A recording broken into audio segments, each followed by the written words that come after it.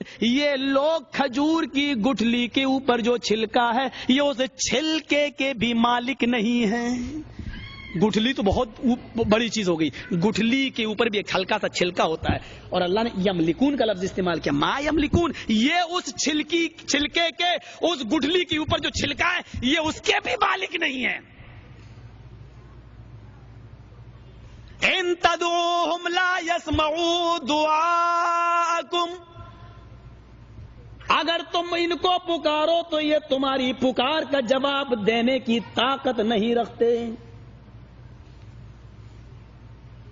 نہیں, اگر تم ان کو پکارو نہیں سن سکتے. یہ ان تدعوہم لا يسمعوا دعاءکم, اگر تم ان کو پکارو تو یہ تمہاری پکار سن نہیں سکتے. پھر انداز دیکھیے, وَلَوْ سَمِعُوا, اگر سن بھی لیں.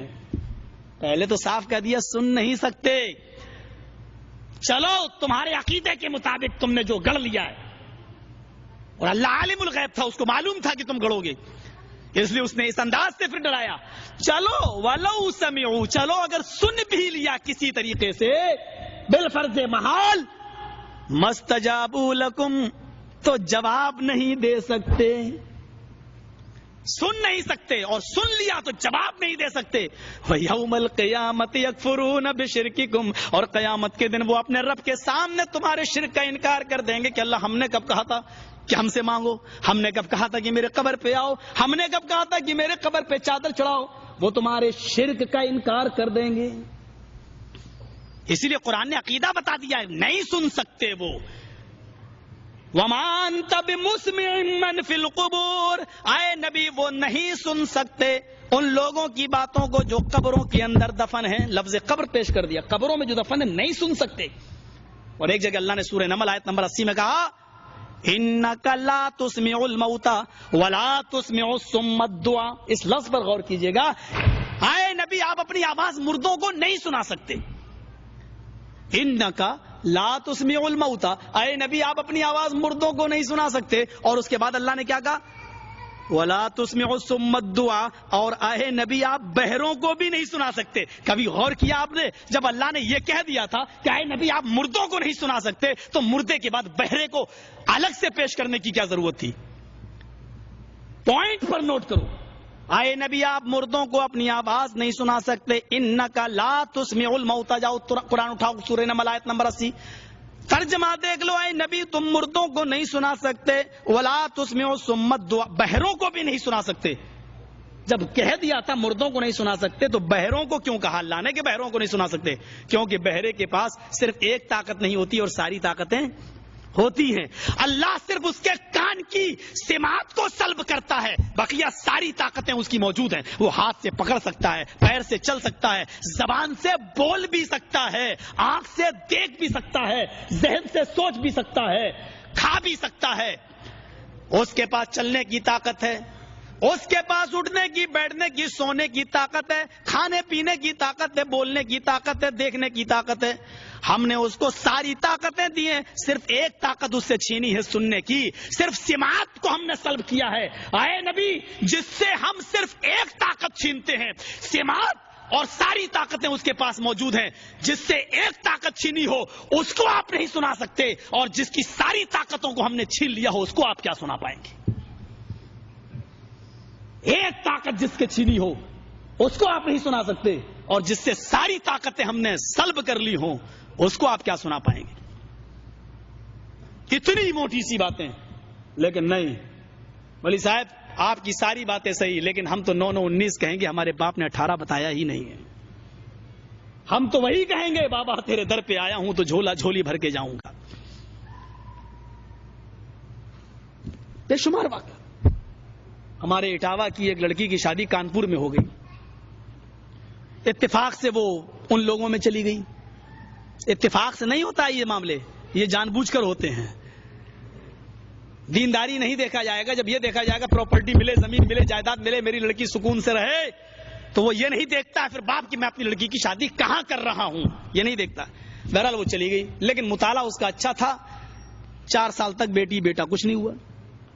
اس کے گھر میں جو اس کی نند تھی وہ بہت کہتی تھی چلو ہمارے ہاں ایک بابا ہیں ان کے پاس چلو, جو جاتا خالی ہاتھ نہیں لوٹتا, انشاءاللہ تمہیں بھی بیٹا بیٹی ضرور ملے. اور وہ نہیں جاتی تھی. ایک دن وہ غصے میں اپنے بھائی سے کہنے لگی اس کو چھوڑو, طلاق دو. جب بیٹا بیٹی کچھ نہیں ہو رہا, یہ جاتی بھی نہیں ہے, چلو دوسری شادی کر لو, اس کو طلاق دے دو. اس نے جب طلاق کا نام سنا تو چڑھ بیٹھی اپنی نند کے اوپر اور بولی اے تجھے اپنے بابا پہ بہت بھروسہ ہے کیا؟ بولی ہاں. چل تو دیکھ, اس کے بعد اگر بیٹا بیٹی نہ ملے تو کہنا. کہا اچھا ایک بات بتا, تیرے رشتے نہیں آ رہے ہیں, تو پہلے بابا کے پاس جا. تو کہا دیکھو بھابھی میرا مذاق مت اڑاؤ, تم جانتی ہو میرے رشتے تو آ رہے ہیں لیکن اس کے بعد ختم ہو جاتے ہیں. کہا کیوں؟ کہا بھائی میری شکل اچھی نہیں ہے, میں کالی ہوں, آج کل لڑکے چاہتے ہیں کہ گوری لڑکی ملے, خوبصورت ملے. کہا اچھا اس لیے تیرے رشتے ختم ہو رہے ہیں؟ کہاں. کہا اچھا تو اپنے بابا کے پاس چل اور یہ کہے کہ بابا میرا رنگ کالا ہے, اس کو گورا کر دو. اگر تیرے بابا نے تیرے کالے رنگ کو گورا کر دیا اور تیرا رشتہ طے ہو گیا تو پھر میں چلوں گی تیرے بابا کے پاس. یہ کیا بات رہی؟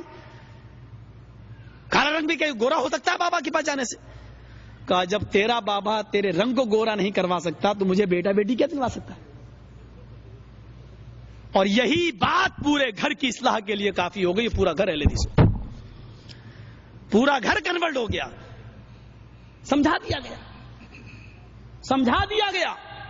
یا تو باقاعدہ کہا جا رہا ہے کہ نہیں صاحب اللہ ڈائریکٹ سنتا ہی نہیں ہے, ان کے پاس جاؤ, ان سے کہو, یہ دعائیں لے کر اوپر جاتے ہیں. میری سمجھ میں نہیں آتا کہ نماز بھی تو ایک دعا ہے. اس میں آپ نے کہا اہدنا الصراط المستقیم صراط الذین انعمت علیہم غیر المغضوب علیہم ولا الضالین, یہ دعا ڈائریکٹ کیسے چلی جاتی ہے؟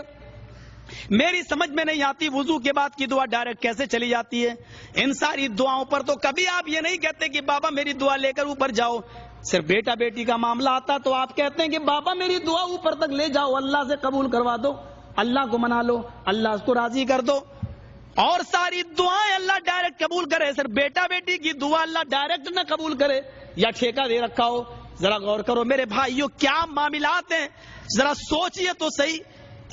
اس کو اس انداز سے سمجھنے کی کوشش کرو کہ ایک آدمی تھا, ایک لطیفہ ہے یہ, ایک آدمی تھا وہ ڈائریکٹ کبھی مانگتا ہی نہیں تھا, یہاں تک کہ نماز اور روزہ جیسی عبادت بھی بابا اللہ تک پہنچا دو. نماز پڑھتا تھا, کہتا تھا بابا میری نماز اللہ تک پہنچا دو. ایک دن یہ بیٹھا بیچارہ گاڑی پہ جا رہا ہے اور گاڑی پہاڑ کے اوپر چل رہی ہے, پھسل جاتی ہے, بریک فیل ہو جاتے ہیں, پہاڑ کے اوپر سے نیچے گرتا ہے. لیکن ڈرائیور کو معلوم ہے کہ پہاڑ کے جڑ سے, بیچ سے درخت کی جڑ نکلی ہوئی ہے. اس نے ڈھکن کھولا, کھڑکی کھولی اور کود گیا اور وہ بیچ میں آ کر پیڑ پر لٹک گیا. ایسے نیچے لٹکا ہے اور ماروتی نیچے گری, گاڑی نیچے گری اور وہ آدمی جتنے بیٹھے تھے سب مر گئے. اب یہ اوپر دیکھتا ہے تو 2 کلومیٹر اونچا پہاڑ, نیچے دیکھتا ہے تو 2-3 کلومیٹر گہری کھائی, پیڑ پکڑا ہوا درخت. آج اس کو نہ اجمیر والا یاد آ رہا ہے نہ کچھوچا والا. آج وہ ڈائریکٹ اس پوزیشن پہ کہتا اللہ اے اللہ تو مجھے بچا لے. اللہ نے کہا فرشتوں ادھر آؤ, تو ذرا دیکھو تو صحیح اس سڑے ہوئے منہ سے کیا آواز نکل رہی ہے. آج تک ڈائریکٹ اس نے میرا نام نہیں لیا اور آج ڈائریکٹ کہہ رہا اللہ مجھے بچا لو. فرشتوں نے کہا اللہ مجھے تو دال میں کالا نظر آتا ہے. اللہ نے کہا کالا کیسے کالا, دیکھ رہے ہو ڈائریکٹ اللہ اللہ کر رہا ہے. اللہ اس کا امتحان لے کے دیکھ, مجھے نہیں بھروسہ ہے کہ یہ تیرے اوپر. اللہ نے کہا اچھا میں اس کا امتحان لیتا ہوں. اللہ نے کہا میرے بندے تیرے اوپر مصیبت آئی, میں تجھے بچانے کے لیے تیار ہوں, میری ایک شرط پوری کر دے. کہا اللہ کیا تیری شرط, جلدی بتا میں پوری کر دوں, تو مجھے بچا لے بس. تیری 20 شرطیں بھی میں پوری کر دوں گا. اللہ نے کہا ایک پوری کر, 20 شرطیں پوری کرنے میں نانی مر جائیں گی, پھر ایک شرط پوری کر. کہا اللہ جلدی بتا کیا ہے تیری شرط, میں پوری کرتا ہوں, تو مجھے بچا لے. اللہ نے کہا میری شرط یہ ہے بندے تو اپنے دونوں ہاتھ چھوڑ دے. اللہ نے کہا میرے بندے میری شرط یہ ہے کہ تو اپنے دونوں ہاتھ چھوڑ دے, اوپر پکڑے ہوئے نیچے. کہا اللہ بات تو تیری ٹھیک ہے لیکن شرط بڑی ہارڈ ہے, بڑی تگڑی شرط ہے. پہلے تو بتا اگر میں چھوڑ دوں نیچے گروں گا تو بچائے گا کیسے؟ فرشتوں نے کہا دیکھ اے اللہ میں نے کہا تھا آج بھی تیرے بندے کو تیرے اوپر یقین نہیں ہے, آج بھی میں نے کہا تھا نا دال میں کالا. اللہ کہتا ہے چھوڑنا تیرا کام, بچانا میرا کام. نہ پہلے تو بتا کہ بچائے گا کیسے. 3-4 دن ہوئے, آٹومیٹک آئرن کی کمی, کیلشیم کی کمی, پیاس کی شدت, کمزوری پڑی, نیچے گرا, مر گیا. اب کیا کہوں, رام رام ستیہ ہو گئی، مر گیا۔ تو میں یہ کہنا چاہتا ہوں کہ مصیبت کے موقع پر اللہ ہی یاد آتا ہے، لیکن یہ دل کی آواز ہے کہ اس کو اللہ نکلتا ہے۔ لیکن جو لوگ اتنے بے شرم پڑ جائیں غیر اللہ کے پاس جا جا کر، ان کو اللہ کے اوپر بھی اعتبار نہیں ہوتا، اور وہ اللہ سے بھی سودے بازی کرنے لگتے ہیں کہ پہلے تو بتا کہ مجھے بچائے گا کیسے۔ ہمارا عقیدہ اللہ کی ذات کے بارے میں یہ ہے کہ اللہ اس وہم و گمان سے بھی پاک ہے کہ اس کے بارے میں لفظ کیسا لگایا جائے۔ لفظ کیسا لگانا بھی شرک ہے کہ وہ کیسے بچائے۔ ان اللہ علی کل شیء قدیر، وہ ہر چیز پر قادر ہے، وہ ہر چیز پر قادر ہے۔ سوال مت کیجئے گا کیا وہ اپنے جیسا دوسرا خدا بنا سکتا ہے؟ سوال مت کیجئے گا کیا وہ جھوٹ بولنے پر بھی قادر ہے؟ اس قسم کے سوالات خوارج نے جو جوابات دیے ہیں، کہیں ڈر لگتا ہے لوگ بہک نہ جائیں، پھسل نہ جائیں۔ میرے بھائیوں، اللہ کے بارے میں عقیدہ رکھنا چاہیے کہ اللہ ہر چیز پر قادر ہے۔ اس کا یہ معنی نہیں لینا چاہیے کہ اللہ قادر کا مطلب قوی، اللہ تعالیٰ قوی ہے، طاقت رکھتا ہے، یعنی اپنے جیسا دوسرا خدا نہیں بنا سکتا، لیکن طاقت رکھتا ہے لیکن بنا نہیں۔ اللہ تعالیٰ ہر چیز پر قادر ہے، وہ سوالات میں جانا ہی نہیں چاہیے، اور جب وہ سوالات ہمارے ذہن میں آئے تو اعوذ باللہ من الشیطان الرجیم پڑھنا چاہیے۔ اور بھی بہت سی باتیں میرے بھائیو، چلو آج میں نے کچھ ضرورت سے زیادہ آپ کا ٹائم لے لیا ہے، میں جانتا بھی ہوں کہ مجھے آپ کے وقت کا احساس بھی ہے، چونکہ کل بھی پروگرام ہے، پرسوں بھی پروگرام ہے، اس کے بعد بھی پروگرام ہے۔ ہم اللہ سے دعا کرتے ہیں کہ بار الہ ہمیں توحید کی اہمیت سمجھنے کی اور شرک کی برائیوں کو سمجھنے کی توفیق عطا فرما، اور شرک سے ہمیں اجتناب کرنے کی اور توحید پر گامزن رہنے کی توفیق عطا فرما، اور جب تک ہم زندہ رہیں اسلام پہ زندہ رکھنا، اور جب ہمارا خاتمہ ہو تو ایمان پر خاتمہ فرمانا۔ وما علینا الا البلاغ المبین، وآخر دعوانا ان الحمد للہ رب العالمین۔ السلام علیکم ورحمۃ اللہ وبرکاتہ۔